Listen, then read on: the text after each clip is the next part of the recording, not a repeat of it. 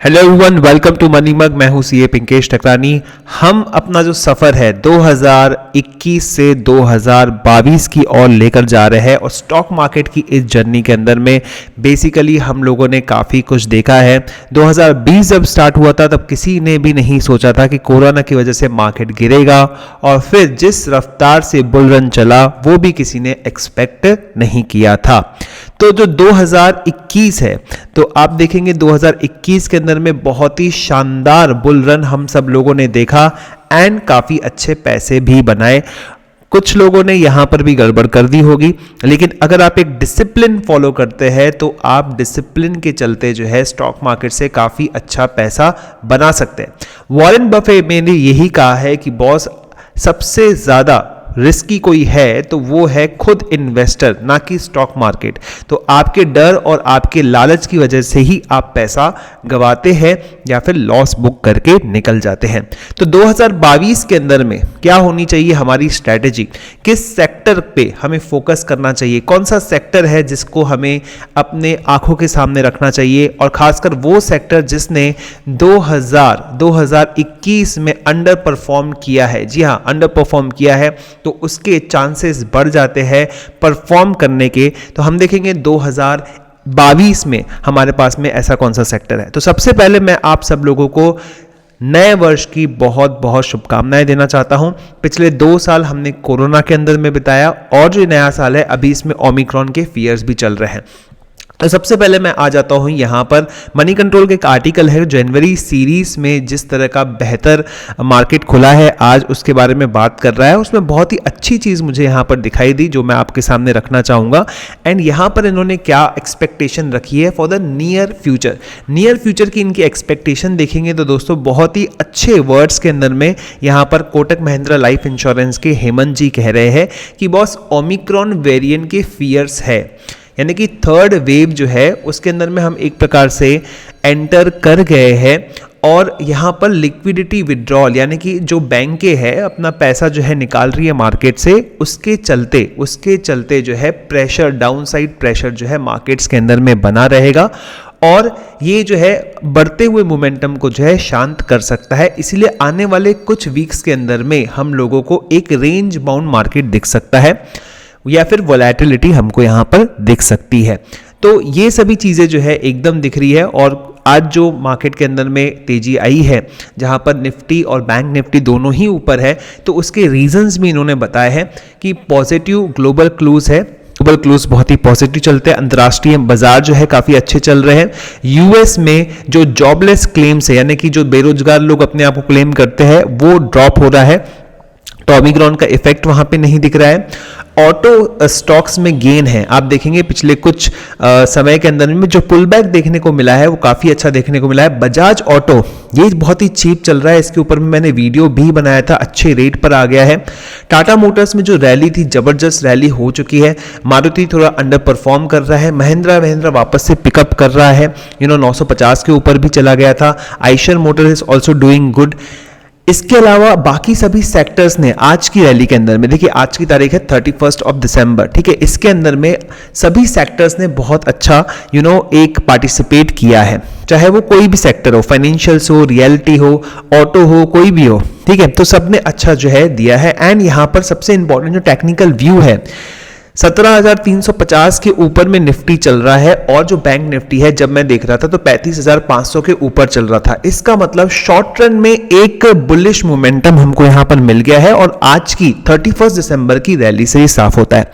लेकिन अगेन आपको यहां पे एक्सपेक्ट करना चाहिए कि मार्केट के अंदर में वोलेटिलिटी रहेगी, रेंज बाउंड मार्केट रहेगा और अप्स डाउन थोड़ा बहुत चलता रहेगा। और जो मेन तेजी जो है बैंक निफ्टी के हिसाब से अगर देखें तो भाई बैंक निफ्टी तो अभी बहुत दूर है क्योंकि 42,000 पर ये पहुंचा था और अगर निफ्टी के हिसाब से देखें तो 18,600 पर ये पहुंचा था। जो मेन तेजी है, जो बुलिश मोमेंटम वापस से आने वाला मार्केट के अंदर में, तो वो 18,600 के ऊपर आएगा ही। एंड अगर बैंक निफ्टी की बात करें तो वो 42,000 के ऊपर ही आएगा। सो बेसिकली यहां पर मैं कह रहा था कि बॉस अंडर परफॉर्मिंग सेक्टर को देखते हैं, तो उसके लिए मैं टिकर टेप पर आ जाता हूं। एंड मैं सबसे पहले यहां पर आपको बैंक निफ्टी का चार्ट दिखा रहा हूं।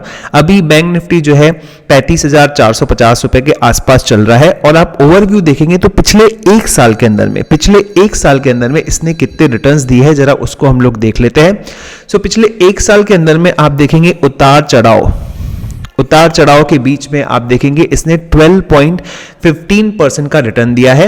And if I talk about Nifty 50 जो हमारे भारत की सबसे बड़ा इंडेक्स है जिसको फॉलो किया जाता है, निफ्टी इंडेक्स देख लेते हैं, और पिछले एक साल के अंदर में इसने कितना रिटर्न दिया है, तो आप यहां पे देख सकते हैं कि इसका रिटर्न जो है ये आया है 23% का, 23% का रिटर्न आया है। तो देखिए दोस्तों, बैंक निफ्टी की बात करें तो बैंक निफ्टी के अंदर में जो रिटर्न आपको मिला वो 12% का मिला, और अगर निफ्टी की बात करें तो 23% का रिटर्न मिला। यानी कि जो बैंकिंग सेक्टर है, और क्योंकि बैंकिंग सेक्टर की बात करते हैं तो उसके साथ में फाइनेंशियल सर्विसेज को भी ऐड कर देना चाहिए, जैसे कि एनबीएफसी सेक्टर है। तो इस दो सेक्टर के स्टॉक्स ने परफॉर्म नहीं किया है, और क्लियर कट दिख रहा है, जहां 23% ओवरऑल मार्केट बढ़ा है, ये सेक्टर सिर्फ 12% बढ़ा है। और यस, उसके अंदर में दिक्कत है, बिकॉज ये जो पैसा देते हैं, जिनको लोन दिया जाता है, उनकी हालत खराब हो गई, बिकॉज बिजनेस डाउन था। एंड ये जो बिजनेस डाउन है उसकी वजह से ये बिजनेस ओनर्स जो है इनको इंटरेस्ट देना पड़ रहा है, ये घाटे में चल रहे हैं।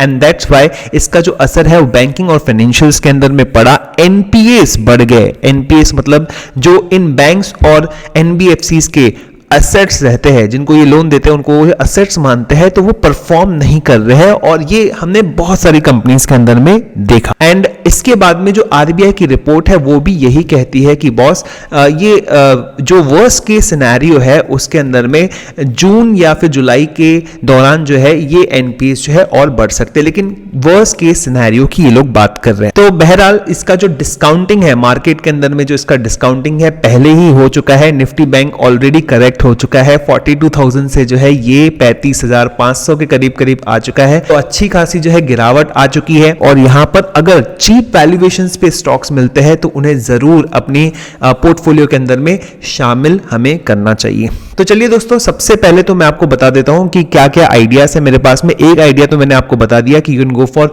Bank Nifty stocks. तो हम लोग क्या करेंगे, हम लोग जो है इसके रिस्पेक्ट में ईटीएफ्स देख लेंगे, एंड टिकर टेप पर ही आप देख सकते हैं निफ्टी बैंक इंडेक्स के अंदर में आप जाएंगे, ये देखिए एक्सचेंज ट्रेडेड फंड्स को देख सकते हैं। तो लो रिस्क के अंदर में आपका पूरा का पूरा काम हो जाता है, एंड इसमें आप रिटर्न वाइज भी देख सकते हैं, ट्रैकिंग एरर्स भी देख सकते हैं, एंड आपको जो है इसके एक्सपेंस रेशियोज भी मिल जाएंगे यहाँ पर, एंड ये सभी जो है आपको अलग अलग ईटीएफ्स दिखने को मिल जाएंगे। तो बेसिकली आप जो है ईटीएफ्स के अंदर में जा सकते हैं। देन उसके बाद में एज अ रिटेल इन्वेस्टर हमको डाइवर्सिफाई रहना चाहिए, बिकॉज हमें पता नहीं है कि मार्केट में आगे और क्या आने वाला है। तो इसीलिए हम लोग जो है स्मॉल केस पर भी जा सकते हैं। एंड आप देखेंगे हर वीडियो के बाद में मैं लिंक्स शेयर करता हूं टिकर टेप की या फिर स्मॉल केस की। एंड देखिए ये small cases evergreen small cases है, मुझे काफी पसंद है। जैसे कि टॉप 250 वाला जो स्मॉल केस है वो काफी पसंद है। तो लेट्स सी इसके अंदर में, तो जैसे ही आप लिंक पे क्लिक करते हैं तो टॉप 250 स्टॉक्स का ये आपको स्मॉल केस मिल जाता है। यहाँ पर आपको ओवरव्यू पूरा आप देख सकते हैं, इसके अंदर में कौन से ईटीएफ्स है और उनका वेट क्या है वो हम देख सकते हैं। तो 250 का जो मतलब होता है वो बेसिकली कैसा रहता है कि इसमें लार्ज कैप रहेगा और 150 उसके बाद के स्टॉक्स रहेंगे, और इसका रिटर्न बहुत ही जबरदस्त है और ये कंटिन्यू भी करेगा रिटर्न इसका आगे चल के जिस तरह की हिस्ट्री है। और विंडमिल कैपिटल जो कि स्मॉल केस का ही एक पार्ट है वो इसको मैनेज करता है। और देखिए इन्वेस्टमेंट सिर्फ 1475 रुपए का है। तो basically yes you can go for it. And 11 months का रिटर्न जो है CAGR रिटर्न आप देखोगे तो 22.7% का आता है। यस इसमें हाई वॉलेटिलिटी है, लेकिन लॉन्ग टर्म के रिस्पेक्ट में आप देखेंगे तो बहुत बढ़िया ये आपको जो है रिटर्न कमा के दे सकता है। और फिर इसके अलावा यानी टॉप 100 का भी आप स्मॉल केस देख सकते हैं। ग्लोबल अपॉर्चुनिटीज, यस हमने देखा है कि रिसेंट में हमारा मार्केट ऊपर चल रहा था तो स्टॉक मार्केट जो है आप देखेंगे यूएस का मार्केट जो है वो करेक्ट हो रहा था, और अगर यूएस का मार्केट जो है ऊपर चल रहा है तो हमारा मार्केट करेक्ट हो रहा था। तो बहुत ही अच्छा होगा कि अगर आप किसी ग्लोबल फंड के अंदर में पैसा डालें। आप अगर म्यूचुअल फंड्स के अंदर में पैसा डालते हैं तो सबसे बड़ी प्रॉब्लम क्या होती है, म्यूचुअल फंड के अंदर में अगर आप पैसा डालते हैं तो वहां पर लगता है एक्सपेंस रेशियो और एक्सपेंस रेशियो की वजह से आपके जो रिटर्न्स है वो कम हो जाते हैं। तो अब स्मॉल केस के अंदर में आप थोड़ा सा फीस देकर स्मॉल केस बाय कर सकते हैं और एक्सपेंस रेशियो जो है आपको हर साल भरना नहीं पड़ेगा। तो ये एक ग्लोबल अपॉर्चुनिटीज फंड है जो मैंने नीचे डिस्क्रिप्शन में डाल के रखा है। इसके रिटर्न्स बहुत ही शानदार है। पिछले 11 महीने के रिटर्न्स देखे तो 19.75% है और इसमें मीडियम वोलेटिलिटी है और सिर्फ 1661 रुपए का जो है इसमें मिनिमम इन्वेस्टमेंट लग रहा है। और देखिए ये जो है इक्विटी लार्ज कैप फंड से जो है काफी अच्छा काम कर रहा है। इसको मैनेज करने वाले भी विंडमिल कैपिटल वाले ही है, तो दैट्स कूल। इसके अलावा भी बहुत सारे स्मॉल केसेस है जिसके अंदर में आप डाल सकते हैं पैसे, जैसे कि कैमसिल्म है, वैल्यू एंड मोमेंटम है, स्पेशल सिचुएशन है। तो इस तरह के आप स्मॉल केसेस को देख सकते हैं। तो ओवरऑल मैं कंक्लूड करना चाहूंगा कि यस 2022 के अंदर में जो रिटर्न्स है वो आपको पिछले 2 सालों के जैसे तो नहीं मिलेंगे, क्योंकि अभी हमने बहुत बड़ी तेजी देखी है। तो इसीलिए मार्केट जो है एक रेंज में थोड़ी समय के लिए चलेगा, एक रेंज दिखाएगा, उसके बाद में ब्रेकआउट्स आएंगे। तो ब्रेकआउट्स इतने शानदार, इतने बड़े नहीं रहेंगे, लेकिन ओवरऑल इंडिया की जो ग्रोथ स्टोरी है उस पर मुझे पूरा विश्वास है। एंड देयरफॉर मैं इंडियन मार्केट्स के लिए अगले 10 साल के लिए बुलिश हूं। I am bullish for the next 10 years. तो लॉन्ग टर्म के हिसाब से आप देखें तो जितने ऑप्शंस मैंने आपको बताए, जो फाइनेंशियल एनबीएफसी सेक्टर जो मेरी रडार पर है, जो अंडर परफॉर्म किया है पिछले साल, उसके परफॉर्म करने के चांसेस ज़्यादा है। स्मॉल केसेस मैंने आपको यहाँ पर बताए एंड आप देखेंगे कि ये सभी चीज़ें जो है लॉन्ग टर्म के लिए आप अपने पोर्टफोलियो में शामिल करते हैं तो आपको ज़रूर रिटर्न देंगे। और अगर शॉर्ट टर्म की वोलेटिलिटी की वजह से आप परेशान हो रहे हैं, आपको अपने पोर्टफोलियो के अंदर में लॉस दिख रहा है, तो प्लीज़ कुछ समय के लिए आपका जो ऐप वगैरह है उसको बंद कर दीजिए। थोड़े समय की बात है, सब कुछ बराबर एडजस्ट हो जाएगा।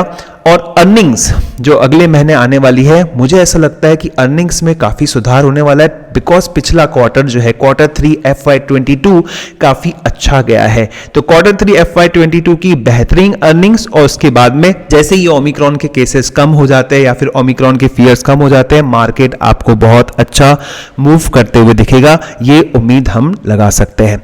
तो with this guys, thank you so much. मिलते हैं अगले वीडियो के अंदर में, और अगला वीडियो जो है नए साल में होगा। तो इसी के साथ मैं आपसे विदा लेना चाहूंगा और नए साल में मिलना चाहूंगा। धन्यवाद।